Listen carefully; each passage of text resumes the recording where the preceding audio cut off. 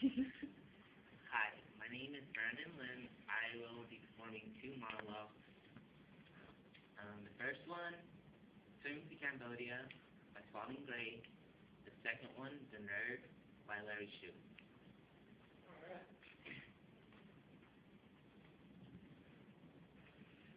When I opened my eyes, Ivan was there, but Renee was gone. She must have wandered off down the beach. I had no real sense of where I was. It all looked and felt like a demented Wallace Stevens film with food poisoning. And in the distance, I saw what looked like a group of Thai Girl Scouts dancing around a campfire. I thought that if I could get in that circle and hold hands with them, I would be cured. I would be back in real time. I got up and tried to walk towards the fire, and I found out I was falling down like a Bowery bum, like a drunken teenager, or the fraternity brother I'd never been. And all of a sudden, I realized I was going to be very sick, and I caught off like a Thai dog to the far corner of the beach. Up it came, and each time the vomit hit the ground, I covered it over with sand, and the sand I covered it with turned into a black gauze death mask that flew up and covered my face.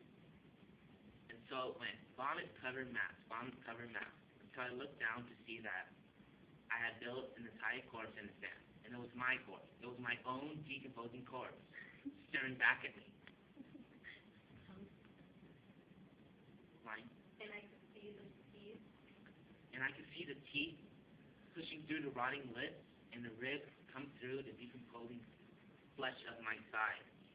I looked up to Renee standing over me saying, "What's wrong, hon?" "I'm dying, that's what's wrong." "Oh, I thought you were having a good time building sandcastles."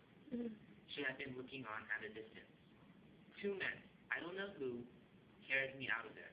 One arm over one shoulder, one arm over another, like a drunken crucified sailor. And I was very upset because the following day, I was scheduled to do my big scene in the movie.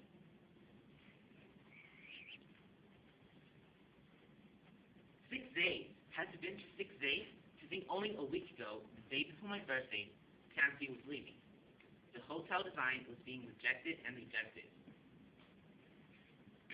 I found out I was being audited by the IRS, and in my folly, I imagined myself unhappy. He follows me. He seems to have unlimited time, unlimited funds, but about life savings. I guess he takes an interest in my work. He goes with me into town. The other day, I'm not sure I can even talk about this yet. The other day, I had to take a commuter flight to St. Louis. That's where they're building the new outside elevator for the Regency. And Rick wouldn't come along. So I said, well, okay, it won't be much fun, but fine. So Rick came along. Everything's fine. He's sitting next to me on the plane, ABC-8, I think. He's wearing a little pilot's hat that he bought at the airport. Fine.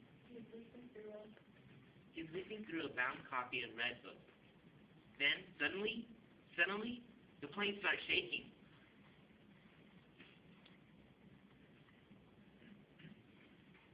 Right. The safety belt light. The safety belt light comes on, and people are in fact starting to get alarmed. So what happens in the middle of this? Rick stands up and stands in the middle of the aisle and shouts, "Urinate! Urinate! Or the kidneys will explode!" Honest to God, and I think some people really did. And then Rick just sat down again without no idea how many of those people wanted to murder him. I think he only escaped because the ones who really had the ground didn't want to stand up. It's 100 things like this a day. Little things mostly, but they're starting starting to take their toll.